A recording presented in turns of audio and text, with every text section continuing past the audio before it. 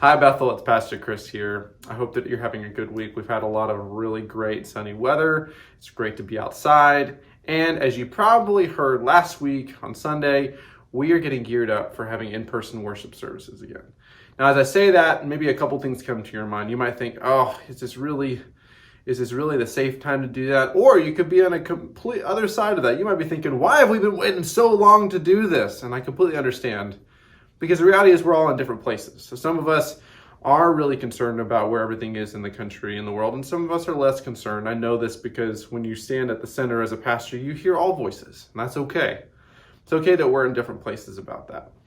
So I want you to know that even as we prepare to gather for some in-person worship services over the next few weeks, I also am very concerned about connecting with you, with supporting you, and how you're praying through and discerning this risk. I want to encourage you. So if for some reason you don't feel safe or able to come to a service, I want to do everything I can to connect with you and connect other people with you. And for those of you who are waiting and excited about services, I just want you to know all about this opportunity and to welcome you to it. So starting this Sunday, March 28th, which is Palm Sunday, we're going to have our first in-person worship service of the year. It's going to be at 10 a.m. It's also going to be live streamed, just like we did all of our services last fall, live stream and in-person worship. And we're also going to be reusing a lot of the protocols we had in place last fall. You might not remember those. That's okay. You can go to our website where you can review all the guidelines for what would be expected of you coming in, things like wearing masks for the duration of the service, things like registering beforehand, keeping physical distancing. And I'm going to restate again, register beforehand is really important. Making sure you register not just yourself, your spouse, but even any family you want to come with, just to have it in the same registration ticket. You can go online to register to discoverbethel.com/register to attend and click on the service that you want to register for. And you'll even get a confirmation, an email confirmation after you complete it. Now, if something changed after you complete that thing, follow up with us. We'll change your registration ticket to make sure it just lines up good. But we essentially just want to have all that information in just ready to go. So as you come in, check-in will be really seamless, and you can just go ahead and find your seat and get ready to worship in person. One thing we also want you to know is that we don't just have this Sunday registration open. We actually already have Easter Sunday registration open. One of our hearts and desires is to give people the chance to worship together on Easter on April 4th, which is a week from this Sunday after Palm Sunday. So it's coming up really soon. And our heart in that is that we actually are going to plan to host two services, a 9 a.m. and an 11 a.m. Now those two services, depending on which one you want to come to, you need to register to that service. Not register to the 9. Please register to the 9 if you want to come to the 9, or register to the 11 if you want to come to the 11. It won't work the other way around if you kind of cross it a little bit. All these registrations and the amount of people we're going to have in the building is in accordance with AHS capacity for currently right now it's 15%. If they change this over the next week, we will review it and consider if we will change our capacity. But currently right now we're operating under 15% capacity per AHS. So as you look at the registration, maybe you got the email earlier this week or you're hearing about it for the first time right now, go to the website and pray about it. Do you want to come to church this Sunday? Do you want to come to church on Easter? If you do, go ahead and sign up. Don't hesitate. Don't wait.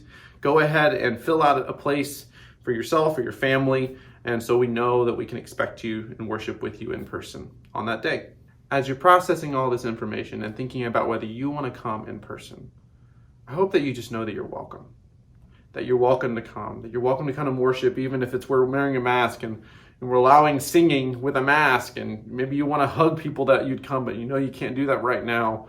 Or you have kids. I'd say kids are welcome, even though we're asking for kids to stay with their families throughout their time here at church. It doesn't mean you're not welcome. We love to see kids in the building. Please just hear that. You are welcome, and we would want to do this as safe as possible, and we think we can. If you have any questions or concerns, please feel free to reach out to us. Whether you're following up on social media or sending us an email, we just want to hear your concerns and clarify anything that you're wondering about. Now, I want to be clear because in between these two first in-person worship services, we are also doing Good Friday. Good Friday on April 2nd. It's going to be a morning service, Good Friday, April 2nd at 10 a.m.